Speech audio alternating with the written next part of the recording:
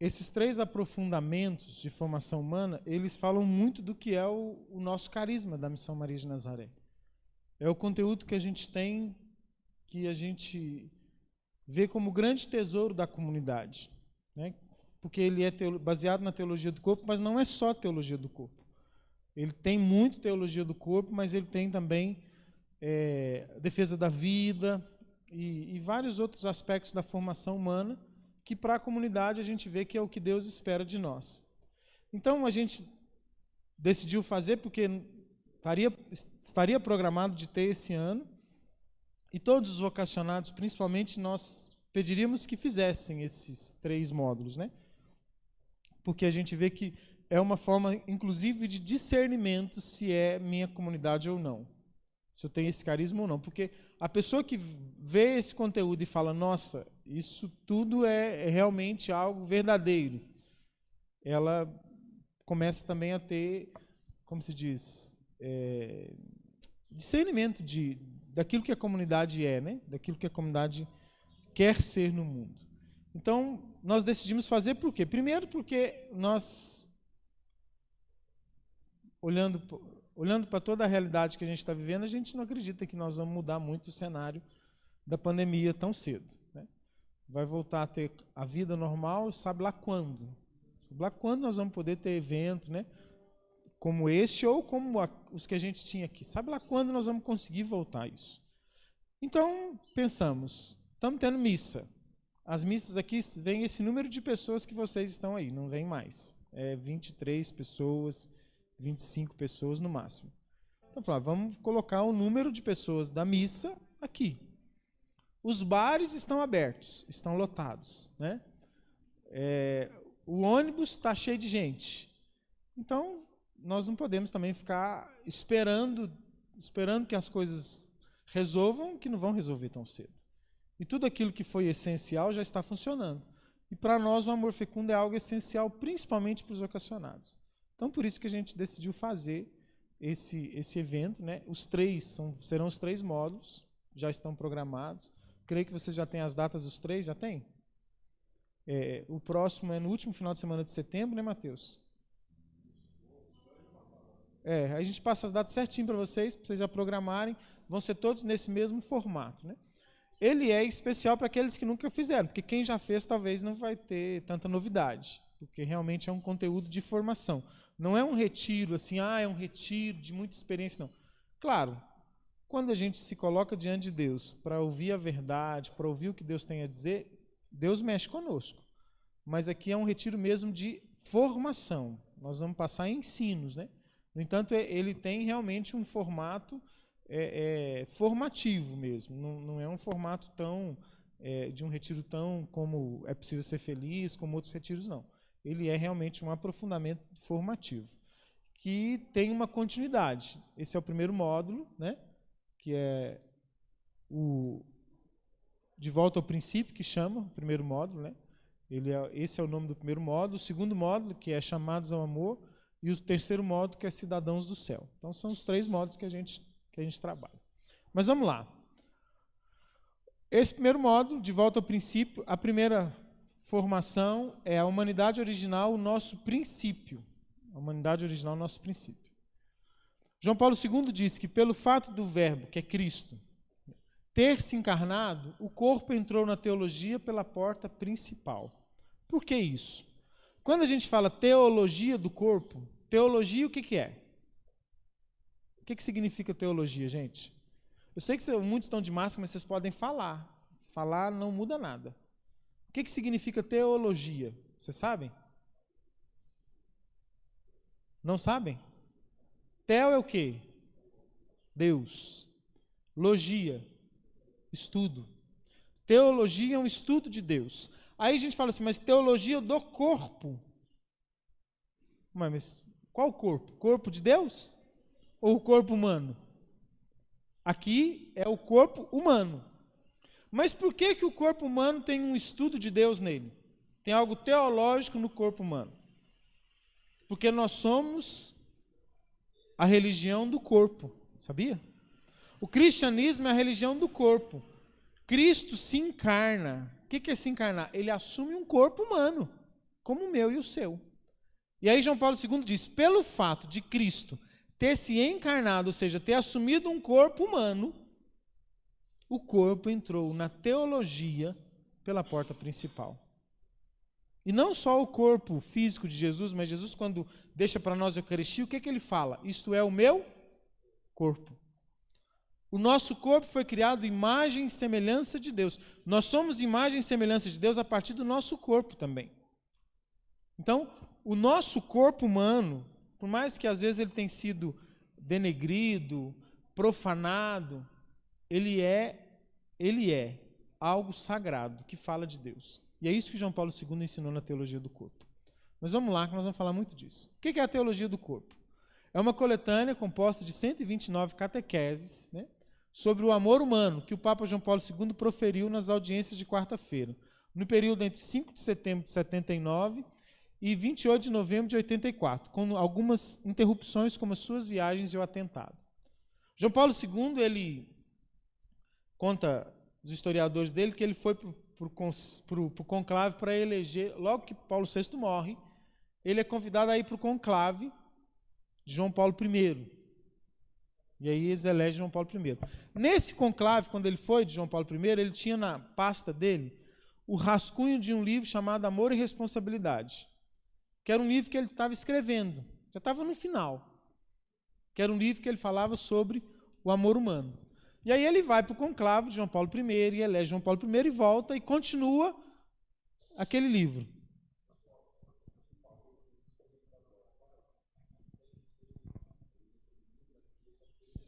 Eu vou desconectar do meu. Isso. Até bom que vocês não vão ficar vibrando aí, né?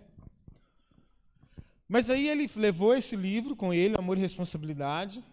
No primeiro conclave ele já estava quase que terminando esse livro. Aí ele volta para Cracóvia, para a Polônia, né? Teve lá o conclave, João Paulo I foi eleito. Ele volta e 3 meses depois o Papa morre. João Paulo I morre.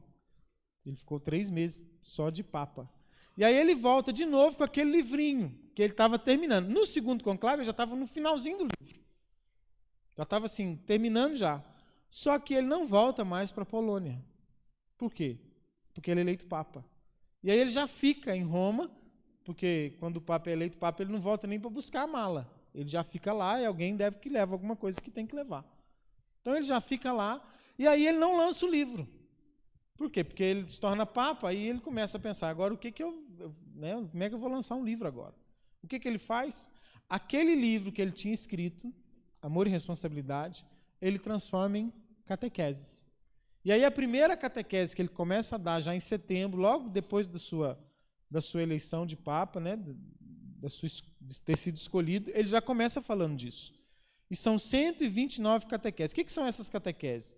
Toda quarta-feira, é um costume já há muitos anos, o Papa dá um ensino para a igreja. Toda quarta. O Papa Francisco faz isso toda quarta-feira. Para nós aqui, mais ou menos no horário do almoço. Ele vai na janelinha do Vaticano e dá um ensino.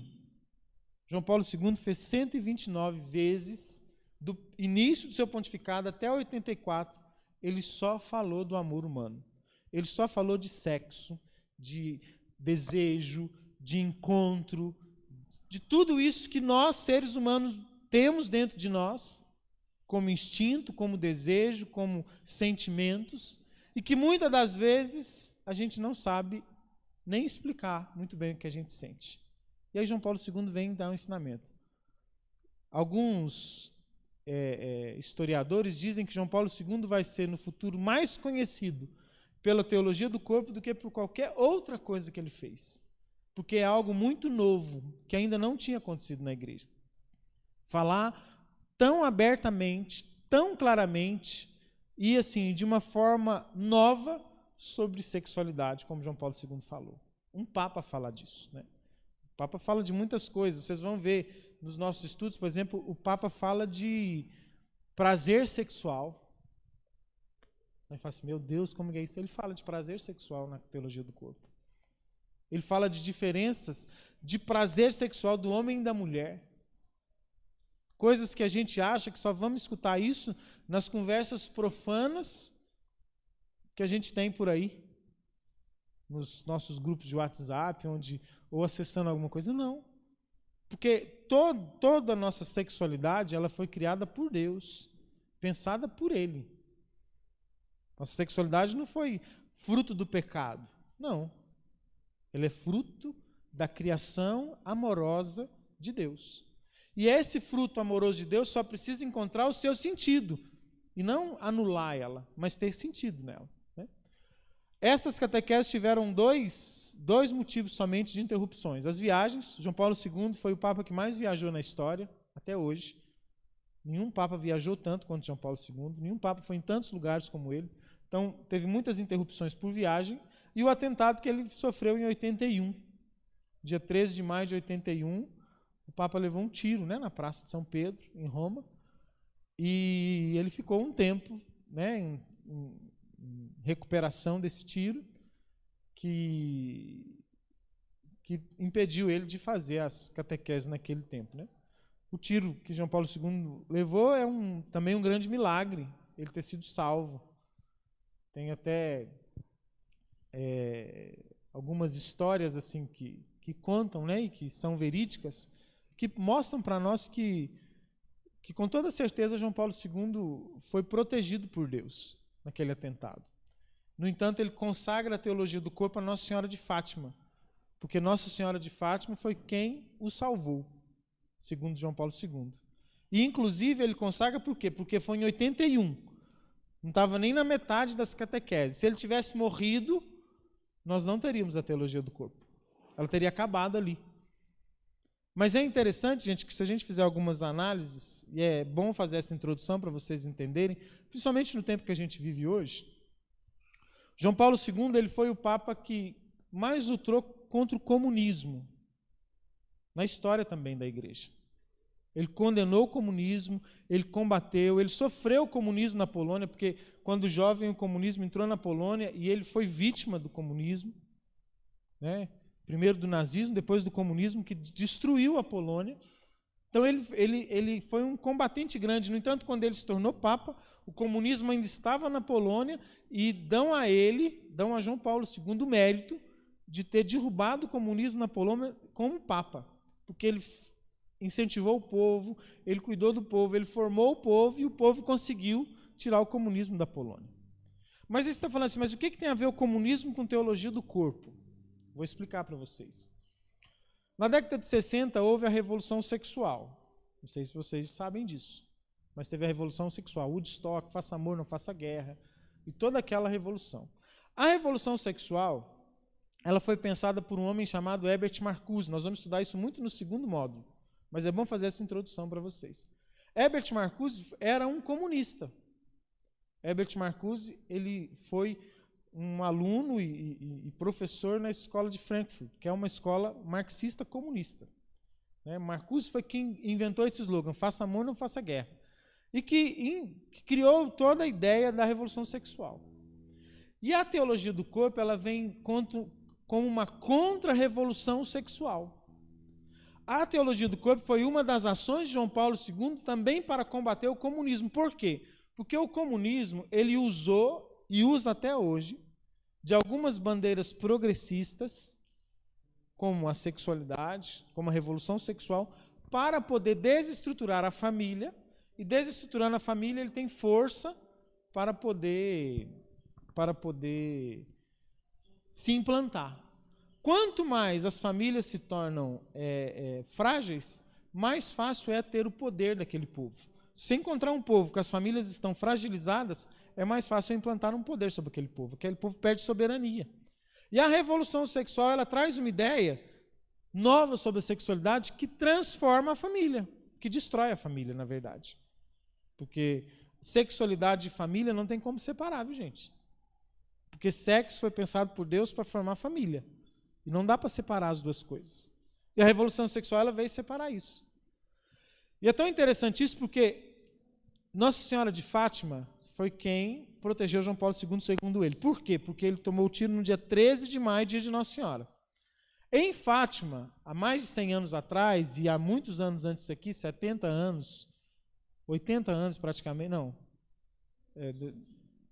uns 70 anos antes do atentado, Nossa Senhora de Fátima, num dos seus segredos, ela diz: cuidado com o mal que a Rússia espalhará pelo mundo.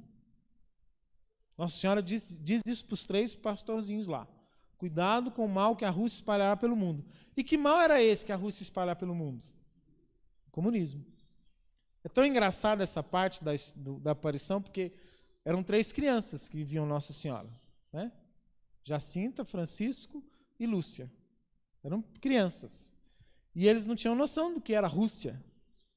Porque naquele tempo não tinha internet para você entrar lá no Google e saber Rússia. Não. Eles não tinham nem luz elétrica. Imagina a noção de mundo de uma criança naquele tempo. Se resumia ao espaço que ela via, porque não tinha noção. Não se fazia uma viagem como se faz hoje. E naquele momento, o que é engraçado é isso, que quando elas escutam aquilo de Nossa Senhora, elas imaginavam que o burro do tio delas, que se chamava Russo, que ia espalhar o mal pelo mundo. Elas escutam aquilo de Nossa Senhora e ficam olhando para o burro e falam: ai, ai, ai, o que esse burro vai arrumar? Que ele vai espalhar o mal pelo mundo.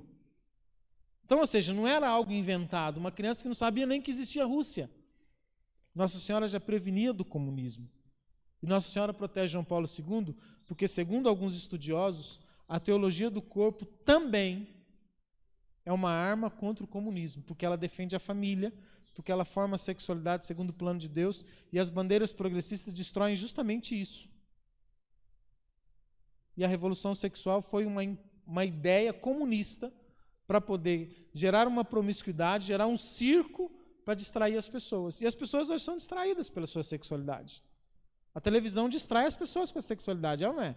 A pornografia e tudo mais faz as pessoas estarem alienadas do que está realmente acontecendo. E é muito fácil se implantar um governo em cima disso. Mas aí, falando do milagre do atentado, também não posso deixar de falar disso. Quando João Paulo II toma o tiro na Praça de São Pedro, o homem que atirou em João Paulo II era um assassino profissional. No entanto, quando ele encontra João Paulo II na prisão, tem uma foto bonita que já devem ter visto, João Paulo II conversando com ele. Tem gente que fala assim, atendendo a confissão dele. Não atendeu a confissão dele porque ele não era cristão e ele também não quis se confessar. João Paulo II foi lá dizer para ele que o perdoava. Mas sabe qual foi a primeira frase que ele disse para João Paulo II? Vocês sabem? Já ouviram falar disso?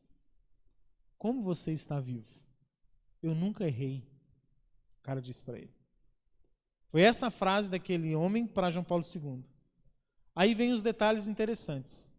A bala passou a um fio de cabelo de uma artéria que mataria João Paulo II em poucos segundos.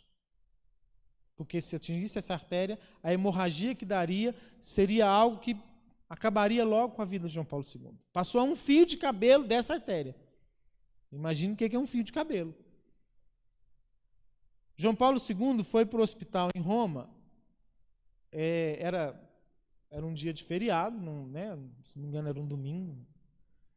Não estava todo mundo trabalhando no hospital, estava trabalhando só os plantonistas.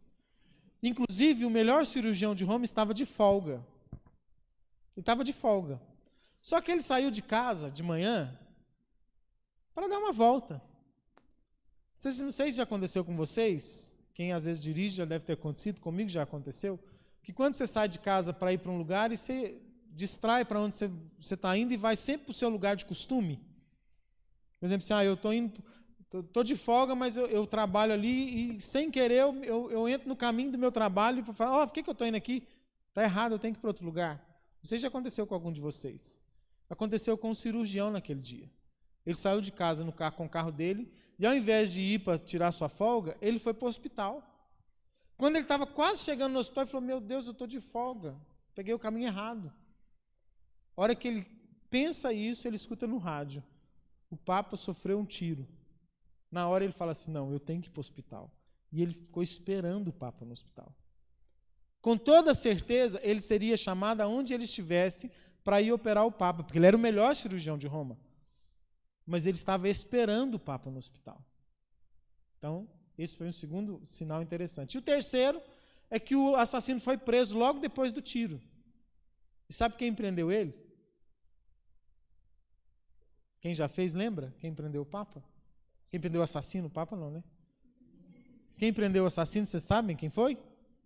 Ele era um assassino profissional, armado, e foi pego na praça, mobilizado até a polícia chegar por uma freira. Essa freira era forte, rapaz. Ou a Virgem Maria, que o segurou. Esses acontecimentos no dia do atentado fez com que João Paulo II entendesse que a Virgem Maria, sob o título de Nossa Senhora de Fátima, ou Nossa Senhora do Rosário de Fátima, o defendeu da morte, o livrou da morte. No entanto, a bala que ele levou o tiro está na coroa de Nossa Senhora em Fátima, lá em Portugal. Logo depois que ele se recuperou, ele foi em Fátima, pegou a bala e colocou na coroa de Nossa Senhora. E ali ele consagrou a teologia do corpo a Nossa Senhora de Fátima. Por quê? Porque senão a gente não teria teologia do corpo. Um dos conteúdos mais maravilhosos do nosso tempo, dos conteúdos filosóficos melhores do nosso tempo, né? Nós não teríamos ele se o Papa tivesse morrido. Nós não teríamos um santo. E, no futuro, um doutor da igreja por causa da teologia do corpo. Se ele tivesse morrido naquele dia. Estava no início. Não tinha 2 anos de catequese. Então, é bom a gente gravar esses sinais de Deus, da providência de Deus, para a gente entender o que Deus revela a nós. Porque se ele providenciou tudo isso, é porque ele tinha algo a nos revelar. Continuando. Se é teologia, o que o corpo tem a ver com Deus? Isso eu já falei, não precisa de eu repetir. A teologia do corpo tem uma base bíblica, né? Ou seja, João Paulo II usa só textos bíblicos, ele não usa nada assim relacionado à tradição, mas por que ele não usa? Bom, ele quer uma base teológica bíblica que sirva para todos os cristãos, não só os católicos. Então, você tem condição de mergulhar na teologia do corpo e alegar para qualquer outra denominação cristã. Por quê? Porque a base é só a palavra de Deus, né? Qual a analogia é mais utilizada para representar o amor de Deus pelo homem?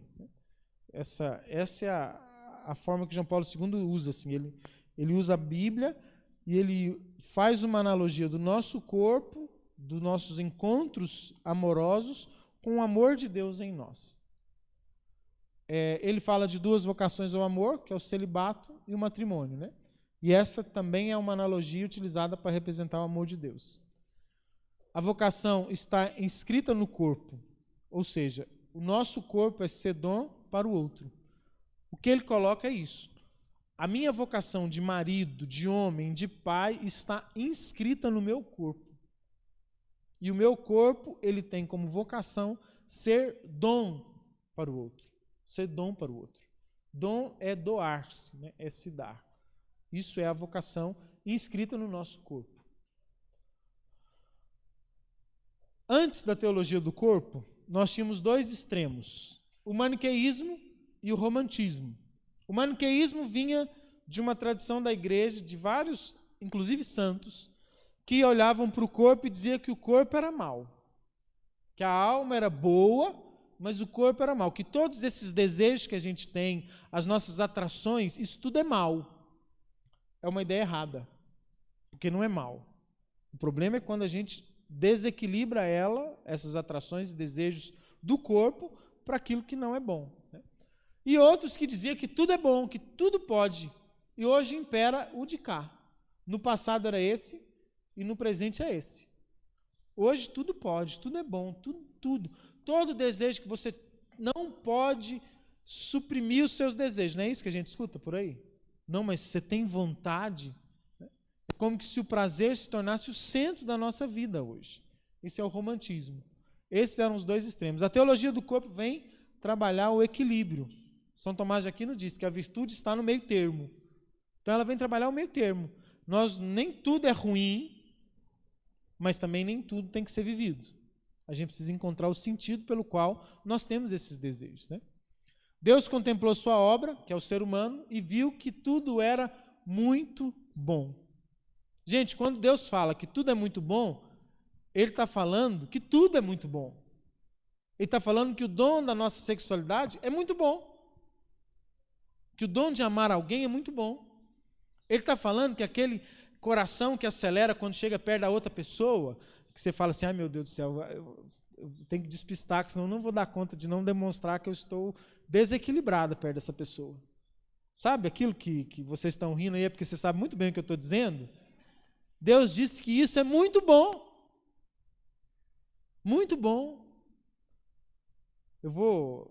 Não vou ficar com muitos meio termos com vocês, mas sabe aquela coisa que você sente desejo por alguém? Deus disse que isso é muito bom.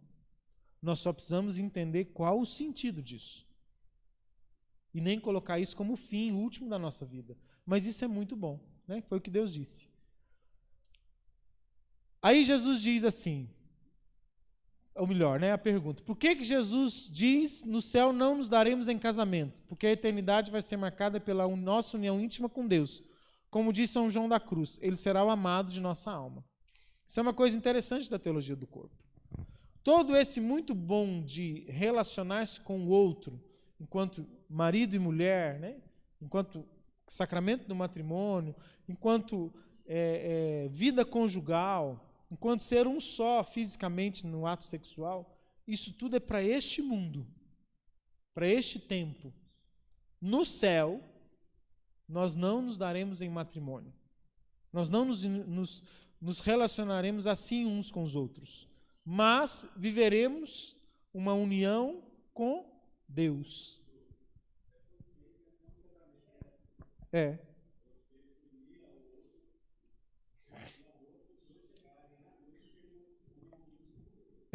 Na verdade, nós vamos falar disso mais para frente, mas o sacramento do matrimônio ele é um sinal do que nós vamos viver com Deus. Porque com Deus nós vamos nos casar com Ele. Deus quer se casar conosco. A Bíblia começa com o casamento de Adão e Eva e termina em Apocalipse com o casamento de Cristo com a igreja. E a igreja somos nós. Então lá nós não viveremos esse casamento, mas uma união íntima com Deus como um casamento. Não do casamento que a gente entende, que já vem logo gente com a mente pensando assim, meu Deus, mas como é que eu vou me unir com Deus desse jeito? Não nesta união física desta forma, mas uma união que a nossa mente não consegue entender e compreender, mas mais íntima ainda do que a união do marido e da mulher. O ser humano se define pelo amor, criado pelo amor e para o amor. Jesus resume os mandamentos em 2. Quais são os mandamentos? Os 2. Amar e amar. É ou não é?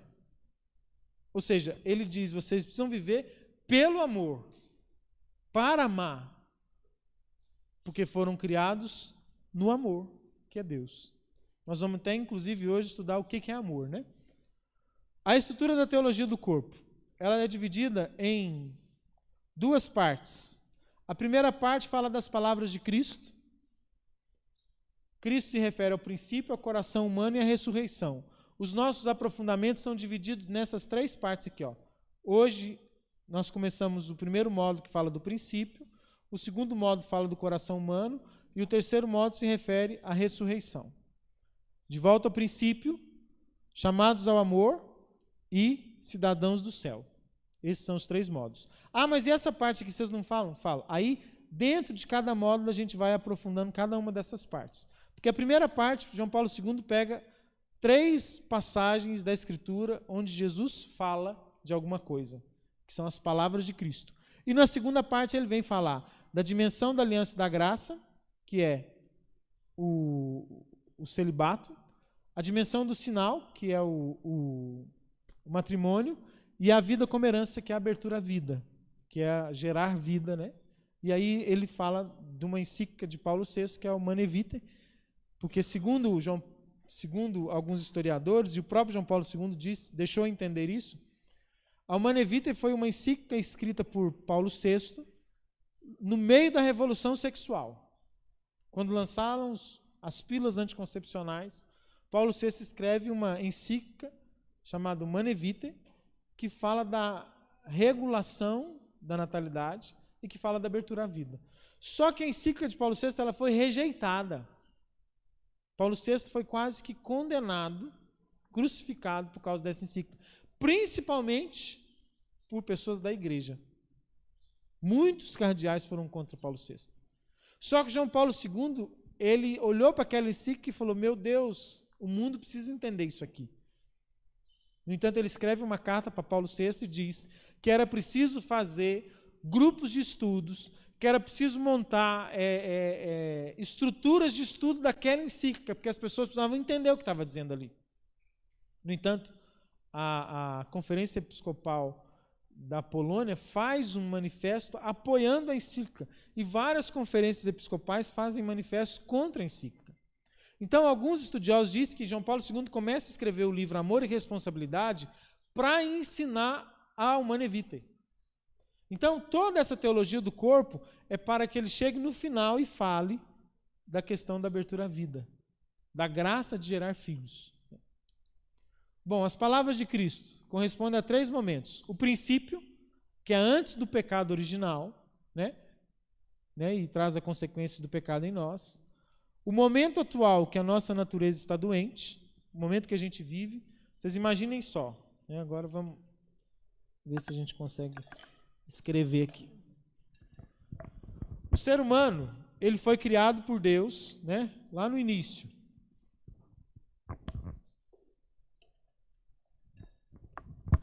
Princípio, né? Lá no início, ponto inicial. Aqui. O que tinha de diferente do que tem hoje, gente? No início, quando Deus criou o ser humano.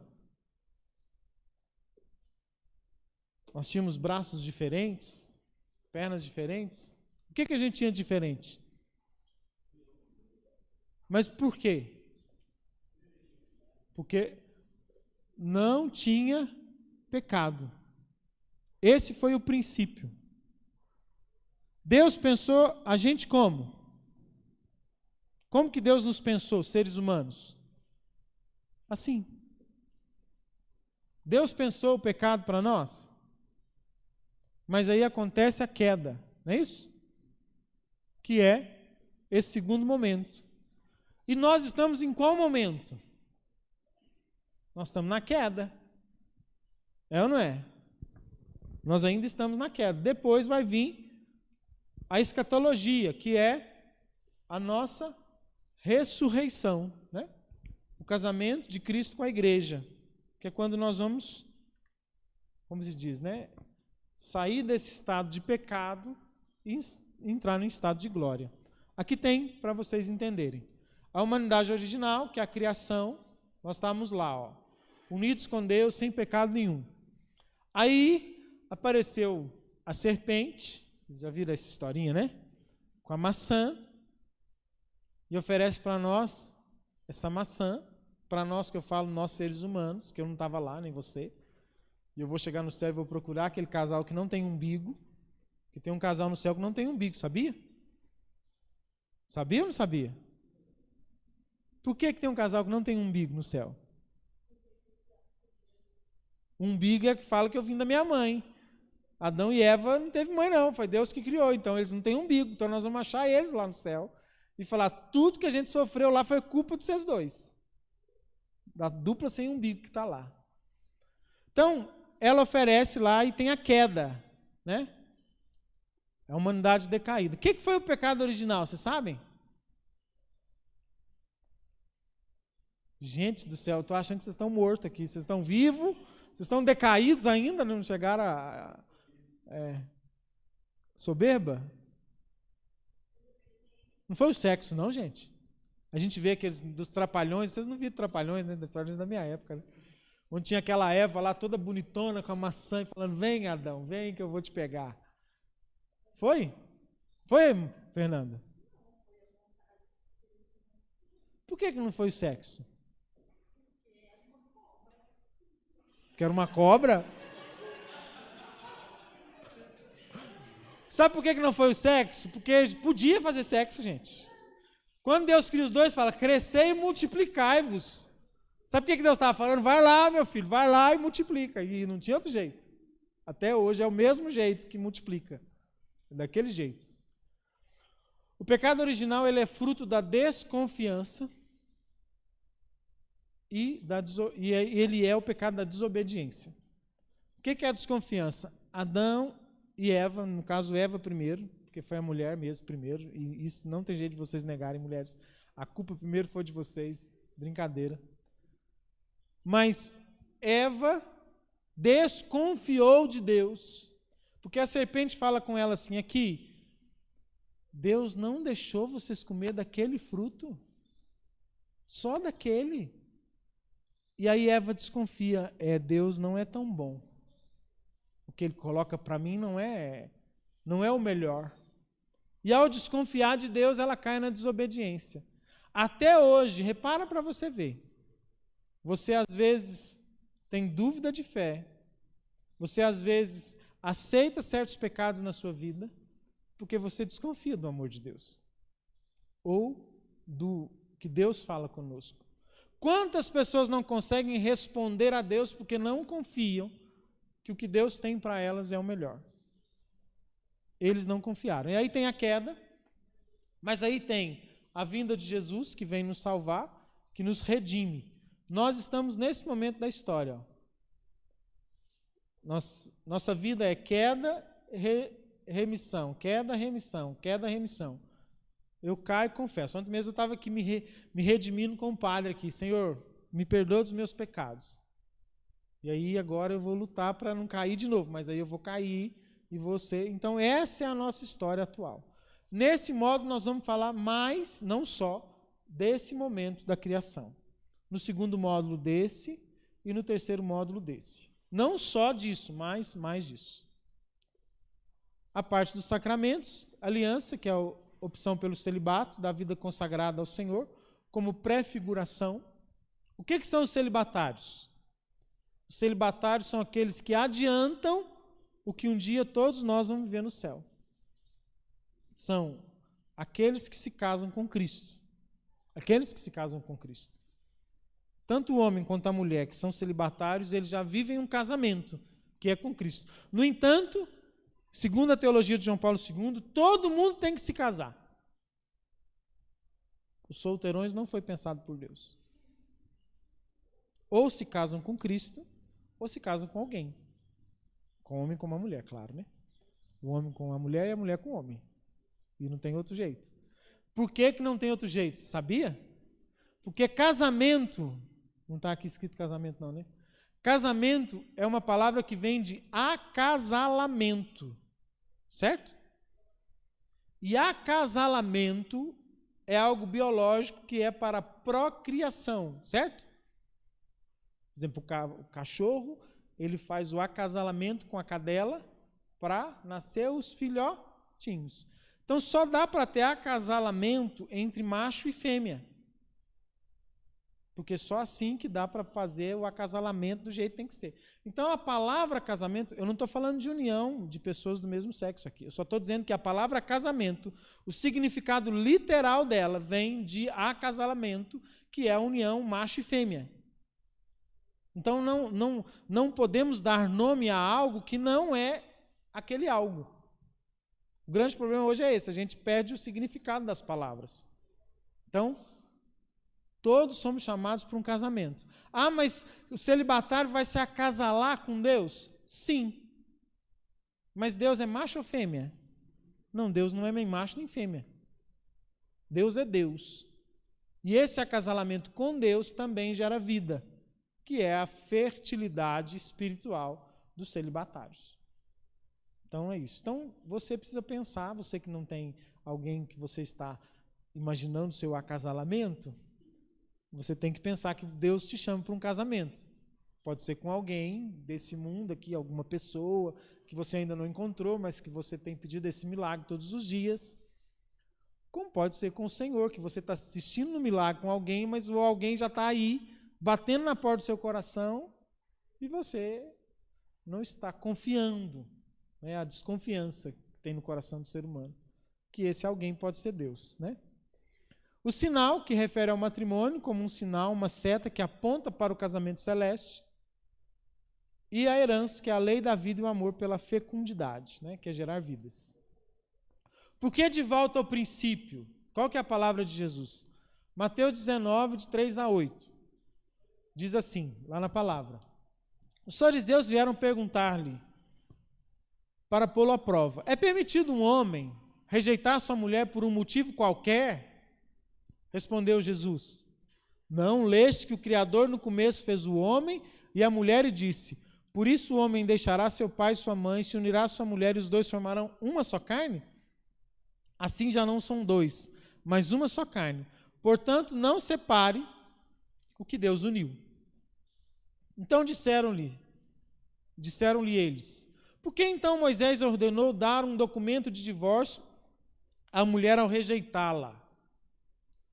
Jesus respondeu-lhes: é por causa da dureza do vosso coração que Moisés havia tolerado o repúdio das mulheres. Mas, no começo, em algumas traduções está, no princípio, não foi assim. Jesus diz que o divórcio é fruto do pecado. Olha que interessante. Porque no princípio, aqui não era assim. E ele fala, o que Deus uniu, não separe o homem. No princípio não era assim. Aí, se a gente continuar lendo os outros versículos, ele fala, né? A não ser por união ilegítima, porque existem uniões ilegítimas, aquele que deixa sua mulher e se une a outra, ou aquele que já quer outra mulher, ou vice-versa, está em adultério. Porque casamento é para a vida toda. Não é casamento para... Não, é para a vida toda. Se for válido, o sacramento é para a vida toda. Princípio. Como Deus pensou o relacionamento entre homem e mulher antes do pecado? Como, gente, que Deus pensou? Já falei. Não preciso que vocês estão aí, tic-teco. Liga o tic-teco aí dentro. Como Deus pensou o casamento entre homem e mulher? Essa união que foi criada por Deus. Som, teste, estão me ouvindo? Como, gente? Como que era para ser? Ou que é para ser? Meu Deus. Uma união para a vida toda. Uma união de complementaridade, de amor, de entrega. Mas, infelizmente, o pecado fez com que a gente não mais nos entregássemos por amor e não mais nos comprometêssemos por uma vida toda. Então, Jesus evoca o princípio. Gênesis quer dizer de genital, de origem, né? A sexualidade está desde a origem dentro do plano de Deus. Então entendam isso. A sexualidade no matrimônio, essa vivência no matrimônio de dom, ela está desde a origem no plano de Deus. Muita gente, nossos avós, bisavós, eles tinham a sexualidade como algo impuro. A lua de mel pegava o crucifixo e virava de costa, porque Jesus ia ver o que eles iam fazer ali na lua de mel. Virava o santo, tirava o santo do quarto. E na verdade, gente, aquilo ali é uma celebração. No matrimônio, a sexualidade é uma celebração do que Deus pensou no princípio. É algo maravilhoso, não é algo ruim, é algo divino a sexualidade no matrimônio. Né? Porque vem da origem. A sexualidade está desde a origem dentro do plano de Deus. Deus pensou isso. Deus criou o corpo humano masculino e o corpo humano feminino para eles se encaixarem. Ou não? Vocês aprenderam isso na escola, não aprenderam não? Lá na aula de biologia? Se encaixarem. Então, como que algo que é para se encaixar é visto como algo que não é bom? Agora, o problema é o que fizeram com isso. Sabe o que é o problema? Aquilo que é mais belo, mais sagrado, é o que é mais profanado. Porque eu estou falando tudo isso aqui, vocês devem estar pensando assim, não, então louvado seja Deus, agora nós vamos fazer o que Deus pediu. Sexo. Não, Deus não pediu para a gente fazer sexo. Até porque sexo não é verbo. Né? Então a gente não faz sexo. Faz? Faz aí o verbo sexo para mim. Eu sexo, tu sexas, né? Tem jeito? Não. Então a gente não faz isso. Sexo é masculino e feminino, isso é sexo. Agora, relação sexual, ato conjugal, pensado por Deus para ser vivido de uma forma e com um sentido, vocês vão entender o sentido disso. O grande problema é que tiraram todo o sentido, esvaziaram aquilo e deixaram a gente viver qualquer coisa de qualquer jeito. Duas narrativas da criação do homem. Vocês sabiam disso, gente? Em Gênesis, tem duas narrativas diferentes da criação do homem? Capítulo 1 e capítulo 2. Já viram? Gênesis 1 conta uma criação, Gênesis 2 conta outra? Nunca viram? Meu Deus. Então como é que é a narração que você... Não vou mostrar ali não. Qual que você lembra que está na Bíblia? Hã? O homem tirado do barro. Então, essa é uma narração. Como é que é essa narração? O que Deus faz? Deus tira do barro e cria, modela o homem e a... Aí já é outra narrativa. Numa narrativa, Deus cria o homem e a mulher, sua imagem e semelhança. E viu que era bom. Não é isso? Que é a primeira. Muito bom. Capítulo 1, 26 a 28. Deus pega do barro e cria o homem e a mulher, sopra sobre eles a vida e viu que era muito bom. Não é assim? Agora tem a outra narrativa, onde Deus fala que não é bom. O que Deus fala que não é bom? Deus cria primeiro o homem, né? Porque essa primeira narrativa é aquela narrativa, né, no primeiro dia, no segundo dia, no terceiro dia, no quarto dia. Aí no último dia cria o homem e depois descansa. E cria o homem e a mulher. Nessa daqui não, ele cria o homem e fala, não é bom que o homem esteja só. E aí, da costela do homem, ele faz a mulher. Quando que ele tira da costela do homem? Eu não vou pegar, porque senão vai demorar a pegar e nós já estamos com o tempo adiantado. Ele faz o homem ter um sono. Vocês lembram disso na Bíblia? O homem dorme e ali ele tira, né? E olha que bonito isso. Eu vou pegar num livro que eu li que é muito legal. Tomara que eu acho logo, né? Porque...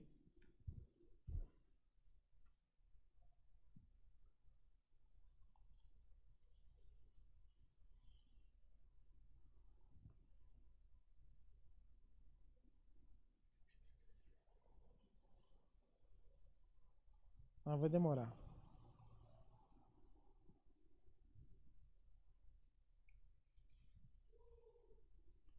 É aqui, ó. O livro de Gênesis contém, na verdade, duas narrativas de criação. Na primeira, lemos que Deus criou a humanidade à sua imagem e semelhança, especificamente como homem e mulher. Isso é importante ficar gravado. Quando nós somos imagem e semelhança de Deus? Em todo momento. Mas quando isso é em plenitude? Quando estamos unidos, homem e mulher. No entanto, o ato conjugal, essa união de sermos um só, nos potencializa a sermos imagem e semelhança de Deus. Sabe por quê? Porque ali nós temos uma íntima, né, aqui ó, homem e mulher, nós temos uma íntima relação. Não existe relação mais íntima do que a relação sexual. Naquele momento, nós somos até fisicamente um só. Então ali tem o ápice do matrimônio, que seria uma só carne, não é isso? Então ali tem o ápice. Ali dois se formam um. Deus é três e também é um. Deus é três pessoas em uma só. O matrimônio é duas pessoas em uma só. Então isso faz uma imagem e semelhança de Deus. Outra coisa, nesta união nós participamos do mistério de criação de Deus, ou seja, nós somos ali instrumentos para Deus criar uma nova vida. Porque é na relação sexual que isso acontece.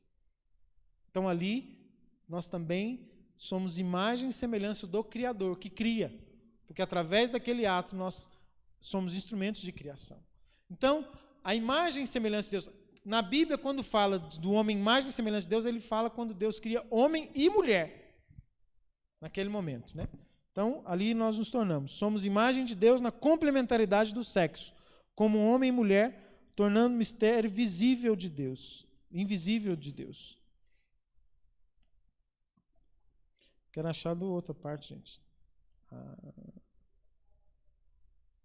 Não vou achar. Mas diz o seguinte, na tradução hebraica, grego, né, nas traduções originais da Bíblia, o sono que fala de Adão, que Adão dorme para Deus tirar a costela, fala de um êxtase. Não era um sono simplesmente de um sono como a gente vê. Mas é como se Adão entrasse em êxtase, e neste êxtase Deus cria a mulher. E quando Adão acorda e ele vê a mulher, o que ele diz? Vocês sabem? Vou ter que pegar, porque vocês não estão sabendo a Bíblia. Isto. Quando Adão acorda, né? Olha, versículo 18 do capítulo 2. Não é bom que o homem esteja só. Vou dar-lhe uma auxiliar que lhe seja adequada. Tendo, pois, o Senhor Deus formado da terra todos os animais dos campos e todas as aves do céu, levou-os ao homem para ver como ele os havia chamar. E todo nome que o homem pôs aos animais vivos, esse é o seu nome verdadeiro. O homem pôs nomes a todos os animais, a todas as aves e a todos os animais do campo, mas não achava para ele uma auxiliar que ele fosse adequado. Deus cria o homem e fala, não é bom que ele esteja só, e dá toda a criação para o homem. E o homem olha para a girafa e fala assim, Senhor, eu não consigo ser dom e amar essa girafa. E aí vocês estão entendendo o que não dá para amar a girafa. Ou a mosca, olha para a mosca, Senhor, esse bicho não dá para amar, dá para odiar, dá para matar.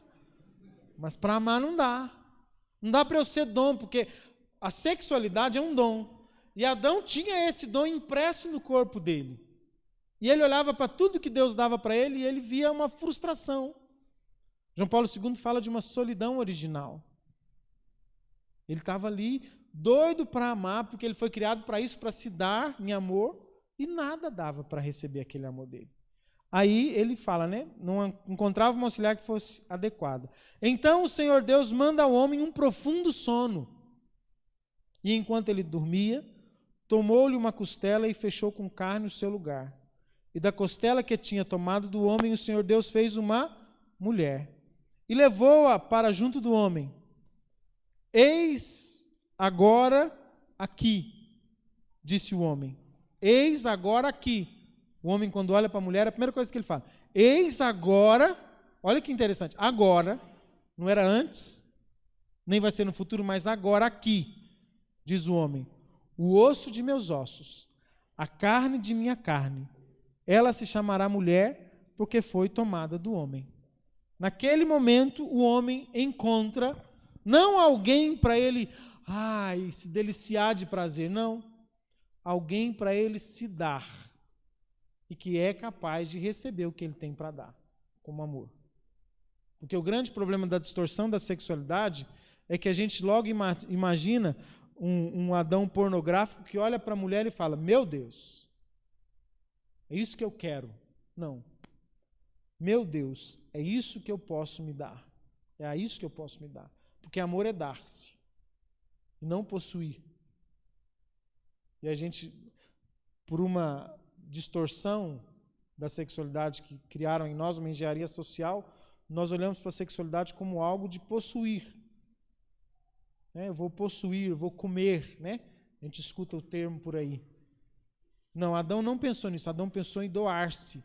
Agora tem alguém que é capaz de receber o meu amor.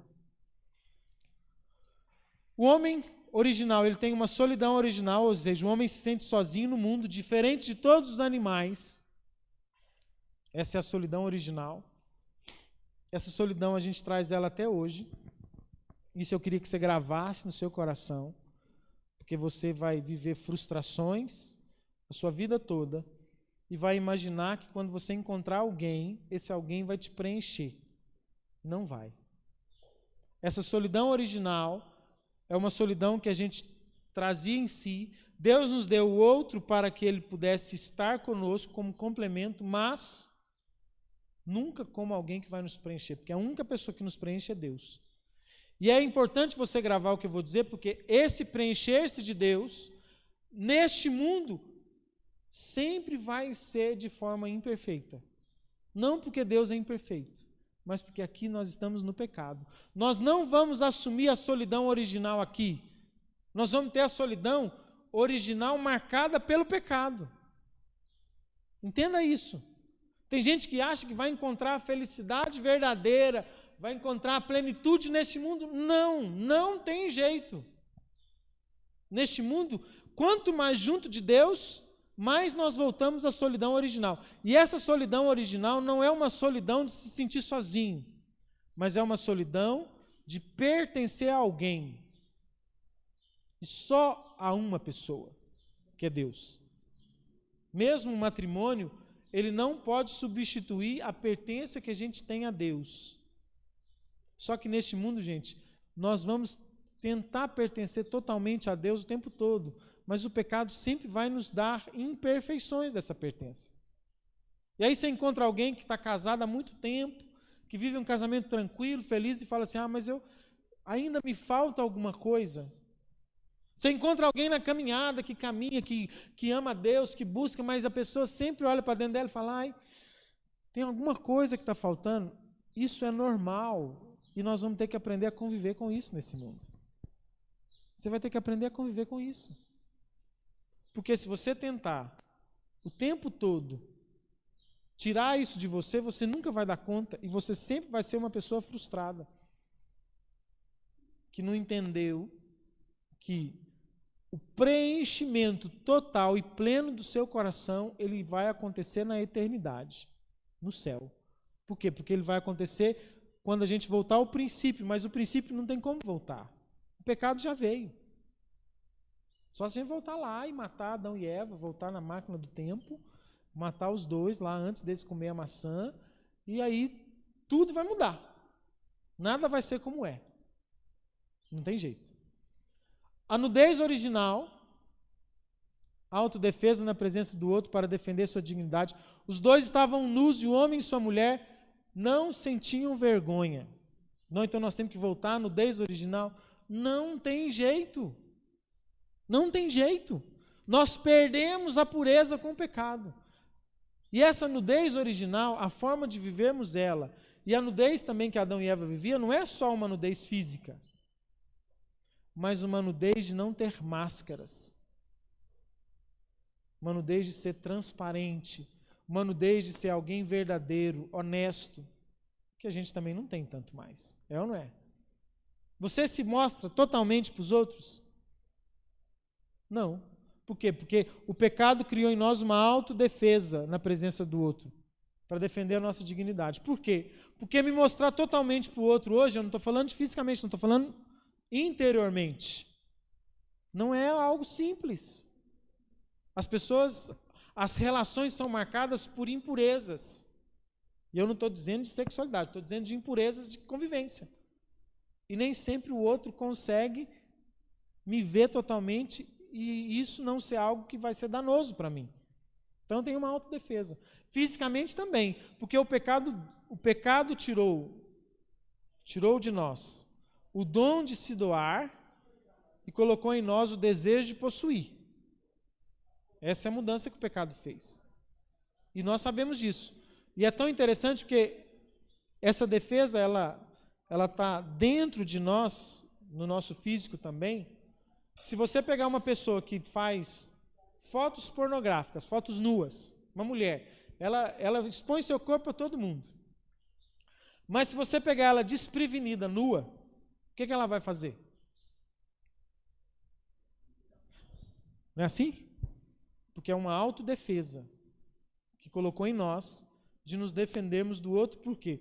Porque o pecado trouxe em nós o desejo de possuir e tirou de nós o dom de se doar. Essa é a diferença. A nudez original, ela não tinha essa coisa de possuir, então eu podia me expressar como eu quisesse para os outros, porque sempre eu receberia do outro o dom, e eu sempre estaria ali como dom, e não como alguém que vai possuir. E a comunhão original, que o homem e a mulher se complementam. Nós estamos vivendo a pandemia, né? A pandemia está tirando de nós a convivência. Ou não, né? Porque tem gente que está normal. Está convivendo normal.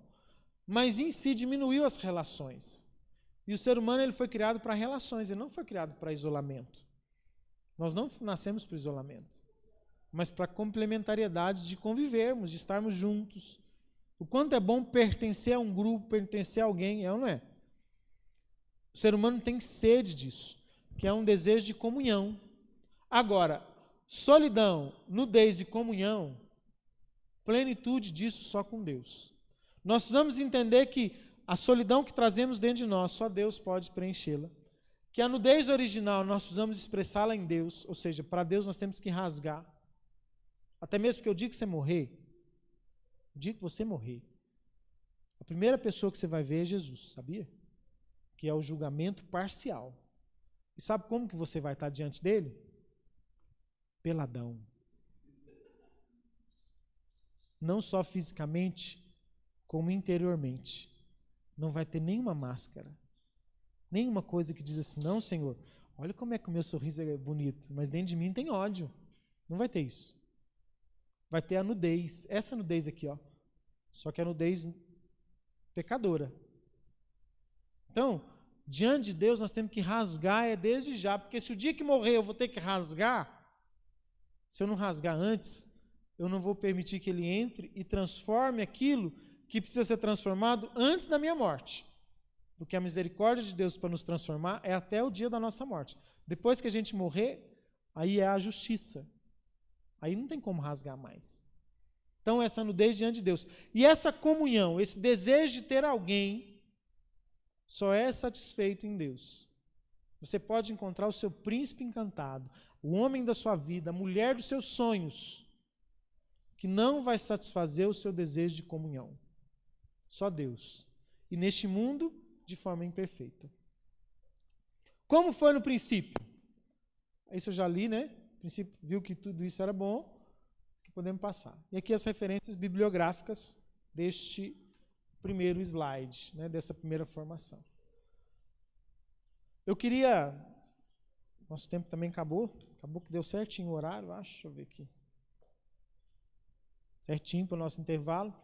Eu queria deixar um dever de casa para vocês. Eu queria ter falado isso no início, não falei, vou falar agora. A teologia do corpo é um conteúdo maravilhoso, que a gente precisa propagar ela. Só que tem gente que vem e faz o amor fecundo e acha que virou expert na teologia do corpo. E não é. Aqui nós damos pinceladas. Nós precisamos criar o hábito de estudar as coisas, de ler. Então, eu queria pedir que pedir o Espírito Santo que te ajudasse a estudar. Né? Aqui, ó, tem esse livro, que é a Teologia do Corpo para Iniciantes, que é o primeiro livro que quem quer conhecer a Teologia do Corpo tem que ler. É um livro maravilhoso, que fala de muito do que nós estamos falando.